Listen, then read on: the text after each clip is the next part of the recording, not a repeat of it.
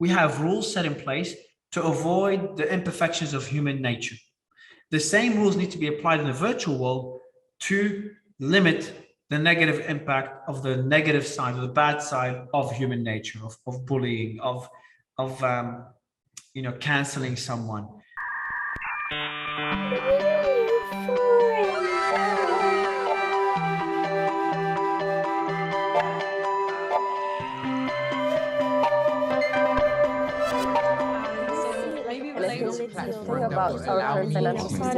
Hi, NewForum community. We're always excited to bring you inspiring and brilliant guests on our podcast.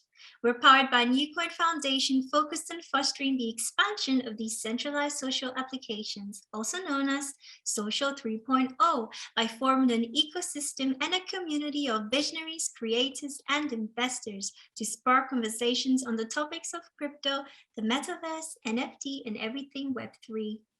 And in today's episode, we're super honored to have with us Mario Nawfal. He's an entrepreneur and is the founder of Athena Group of Companies, a business conglomerate of 50 companies that operate in more than 40 countries. Mario has a wide experience in business, and he's also a partner at a law firm and the founder of a VC fund and the founder of NFT Technologies. We're going to talk with Mario about his experience within business, Web3, and what potential he sees in the Metaverse, NFT technologies, and the crypto space.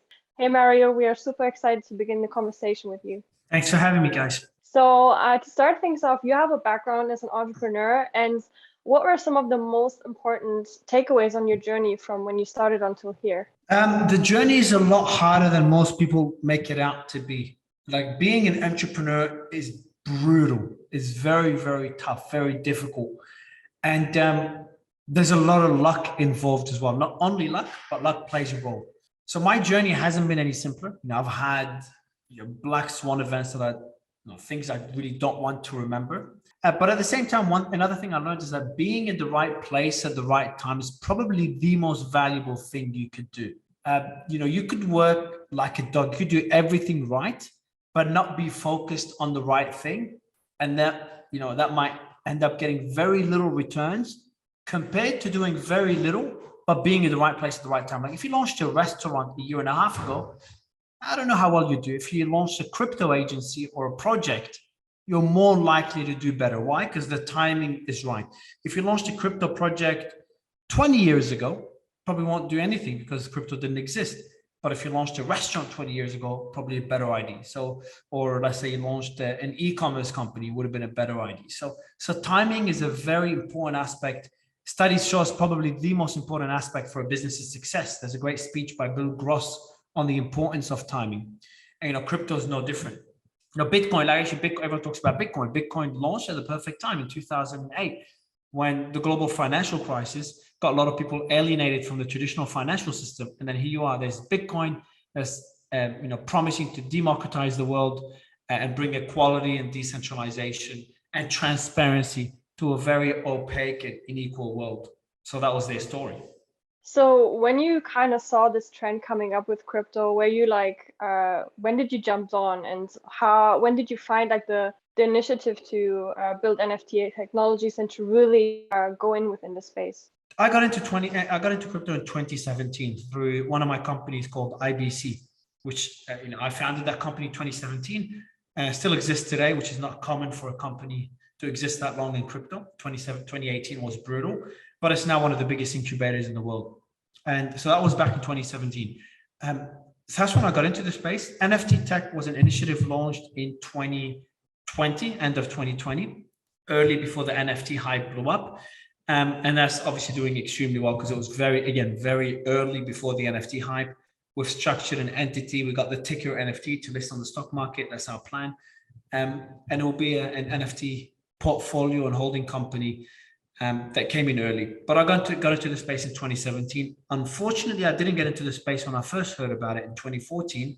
But it piqued my interest from 2014, 2015. That's when you were talking about your background, it was really nice that you were transparent about the fact that being an entrepreneur is not easy, because everybody thinks, they can be an entrepreneur, especially because of how, I guess, with social media and everything, people have access to like a wider range of audience.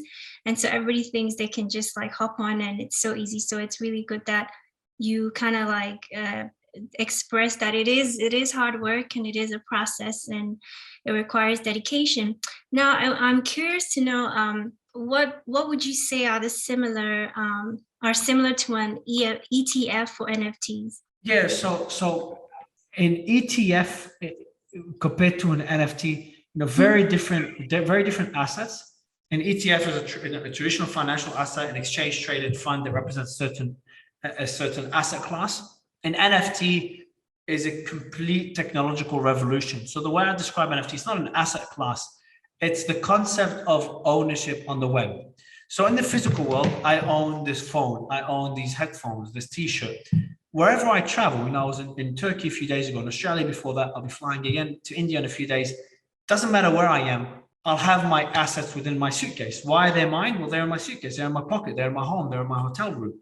That's why they're mine. But that concept doesn't exist on the web. You actually can't own anything on the web. You couldn't, without a central entity saying that you own it. What do I mean by this? Well, YouTube will say you own that video. A bank will say you own those numbers on the screen, which is how much money you have in the bank account. Instagram says you own that photo. But you couldn't have something with you on your website that you own without a third party proving that you own it, because anyone could just easily copy paste. Now, when you play a game, the assets you own in that game are not really your assets. If the game closes down, your assets are gone. You can't take them out of the game. The game kind of owns them and lends them to you. So that's how it's existed for many years on the web, because technologically it wasn't possible otherwise. Well, NFTs, non-fungible tokens, are a technological revolution. It's on the ERC 721 protocol that actually allow you to own something on the web without a central entity saying that you own it.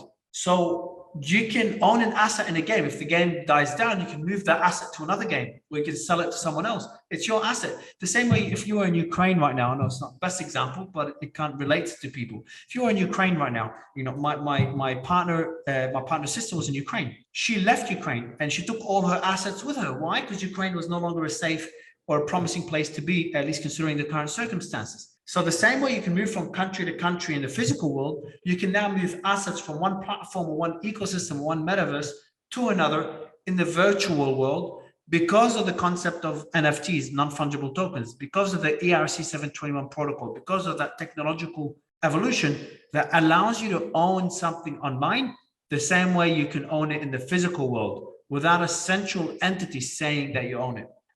Yeah, that's you made a really good point comparing these two things, and I'm wondering, where do you see like the future of NFTs in the metaverse going? Like, do you think it's to what kind of vision do you think it's going to expand? Yeah, so I've spoken a lot about the metaverse, and I think it's important first to define what the metaverse is. So the metaverse is a digital representation of the physical world we live in today. There's a second part to that definition, which I'll skip right now, without predetermined physics. I'll skip that for now. It's a digital representation of the physical world we live in today. So if you look at our life today, what does it involve? Well, it involves socializing, which I'm sure you probably chatted to a friend or a family member today. Signaling, what you dress right now, the background that you have, your haircut, your makeup, all of it signals something to the world about your personality. Creating value, building a business. Entertainment is another aspect, and there's one more. But let's just look at those four. Already, all those four aspects of life are on the web. So we're conducting a business transaction right now. I'm guesting your podcast and you're hosting me. I'm getting my word out there to a bigger audience and you're getting good content for your audience. It's a business transaction. Socializing, I'm sure you've chatted to someone on Instagram today or on Facebook or on TikTok or on WhatsApp. Signaling, well, I'm sure in the last few days you've posted something on your social media platform that represents something about your identity. You're signaling to the world something about yourself. And entertainment, I'm sure you've watched some YouTube videos today. So if you think about it, or TikTok or whatever, if you think about it, all those different aspects of our physical life are already moving to that virtual world. And if you go to my definition, the metaverse is a digital representation of the physical world we live in today. Technically, we already live in the metaverse. We just don't call it such. We call it the web.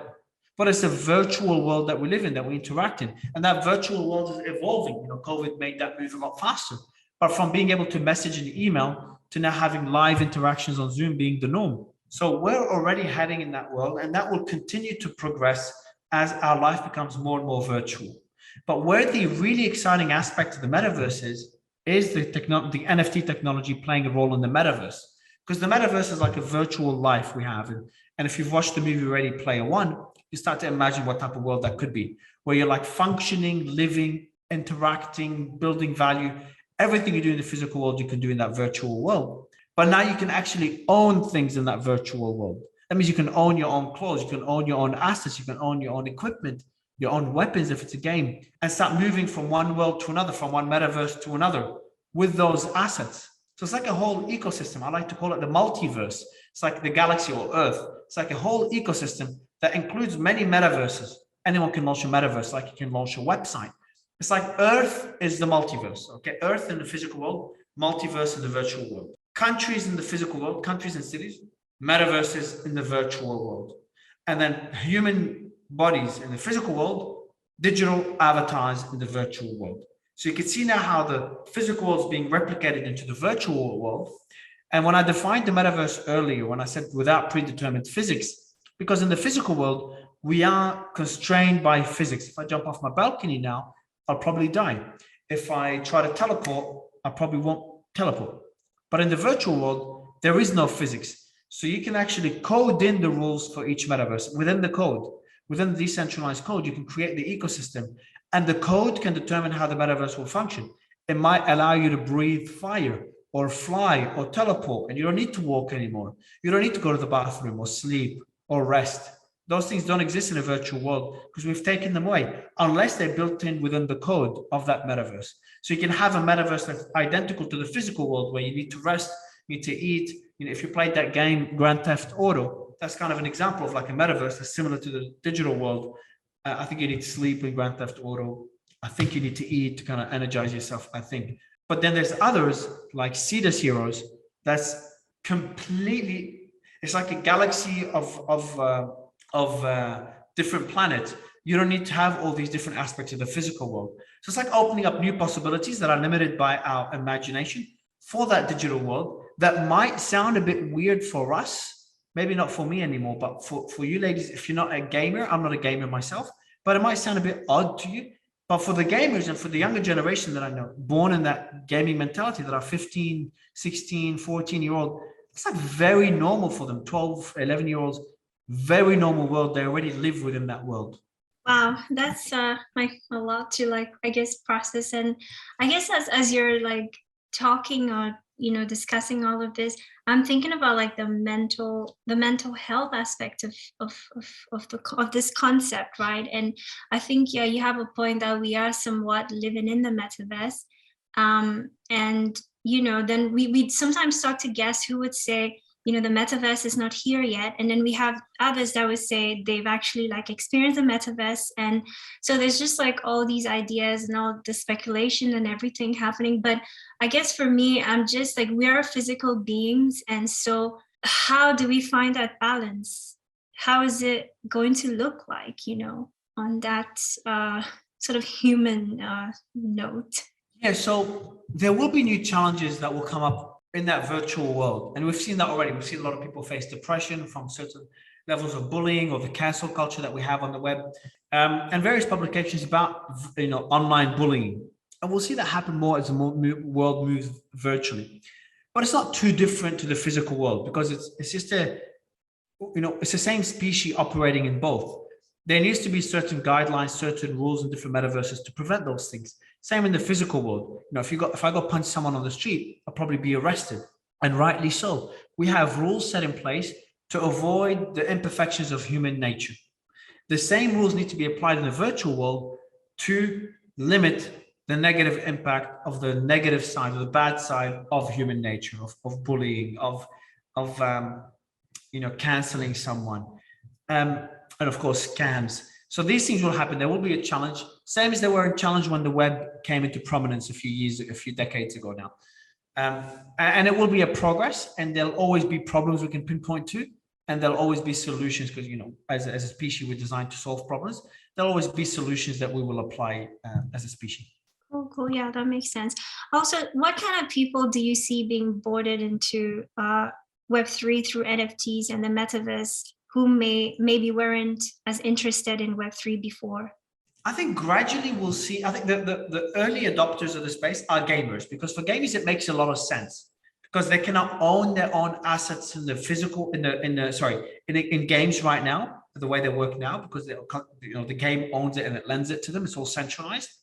But the concept of being able to own assets in a game, they'll be yours. You can sell them. You can do whatever you want with them and move them to another game. And all these different games and metaverses will become interoperable. Is very enticing for a gamer.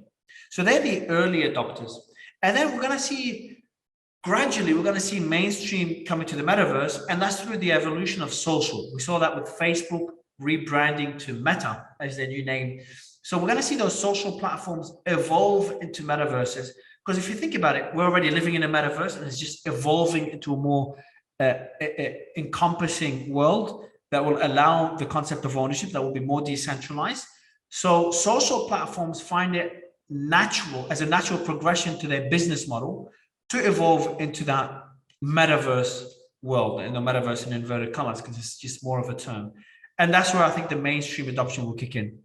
Interesting. And I'm thinking about you're being part of a VC fund. So what kind of criteria of projects are you looking at, and where do you see the potential? Is it in NFTs? Is it in DeFi? Like, what are you interested in? Yeah, so both are very enticing. Our name is NFT Technologies. Our ticker symbol is NFT. And our job is to offer retail investors access to the space. That's what we do. By listing on the stock market, which is what our goal is, anyone that doesn't understand NFTs and get that early private access to deals, they can buy our stocks, and we'll be doing the work for them and launching our own products within the space.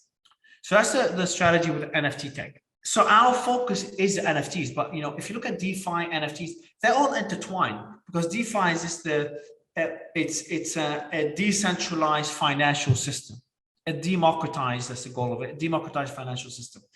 And allowing you to own unique assets is important for DeFi. You can own an asset and fractionalize it. Okay, I'll give you an example. So if I have an NFT painting, I've got painting behind me here, but if you have an NFT painting, you can actually cut it into pieces. If people let's say it's worth $1 million, you can cut it into 1 million pieces, each one worth $1. And then people can invest to own a portion of that painting.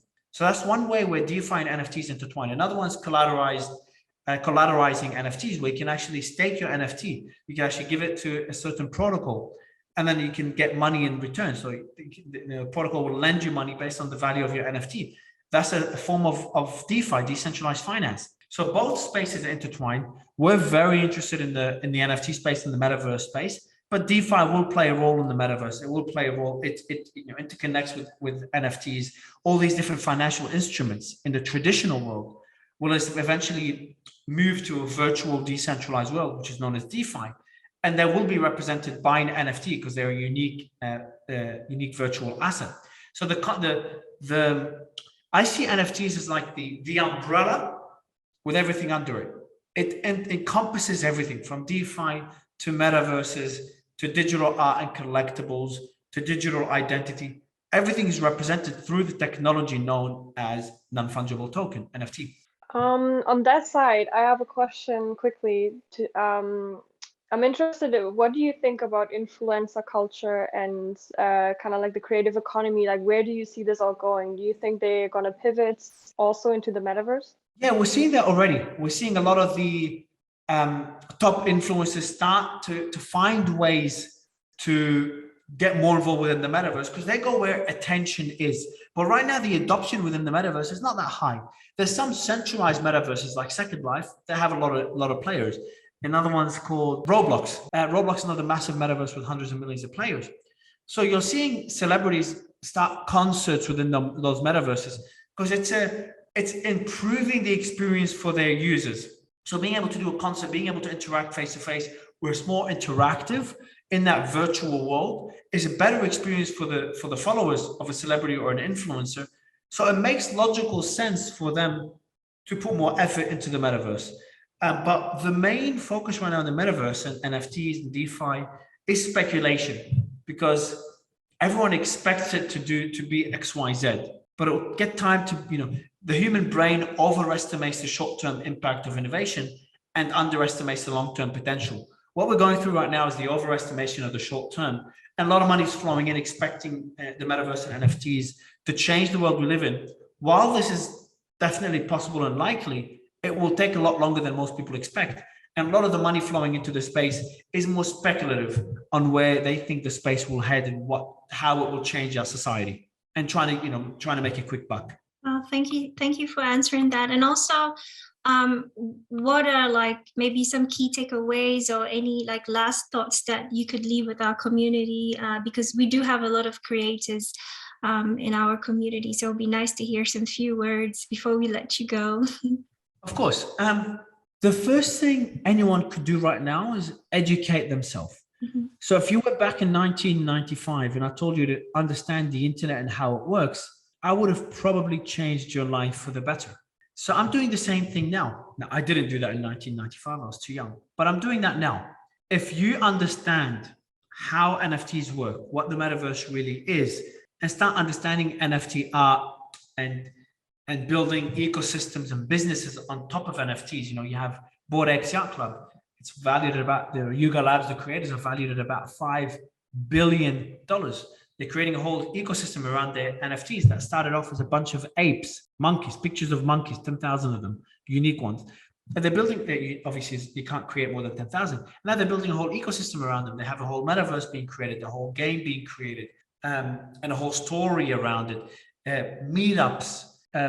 So they've created that massive culture, all on top of these 10,000 pictures of Bored Apes Yacht Club, of bored apes, bored monkeys. It might sound crazy, but once you understand the space and you understand the benefit it brings to society, you'll understand why a company, the investors in Yuga Labs at $5 billion valuation include Andreessen Horowitz. Andreessen Horowitz are not idiots. They know what they're talking about. They have some of the smartest people working there. So when they value something like Bored Apes Yacht Club at $5 billion, it means this, should probably pay attention to it. And the most exciting time to pay attention to it is when no one else is. When the market crashes or corrects and everyone is too scared, that's when you should invest and understand the space, because that's when everything's underpriced. You got that underpriced assets and attention within the space. Thank you so much for sharing that. You've definitely given us a lot to process and a lot to think about. So this was really great, very insightful conversation and chat with you. Where can our community find you on your social platform? Sure. So my name is Mario Nawfal, Nawfal. You can Google me and easily find me. But otherwise, if you want to understand more about NFTs in the metaverse, so we've got a website, NFT Tech, as in for technology.com. And then you get a lot of great value there, a lot of analysis reports. We've got a great newsletter, we've got socials. It's a great way to educate yourself about the space. Perfect. Thank you so much. And we will put all his links in the description below. Thank you, Mario. And also thank you to our community who tuned in today. I think this was a really insightful breakdown. And if you want to get more information, make sure to also follow us on Instagram and Twitter. We are NewForum_NCO and also NewCoin. And we also have a private Telegram group where we update everyone on what's going on within Web3. Thank you, everyone, for joining today. And I see you in the next episode. See you in the next episode. Bye. Thanks, everyone.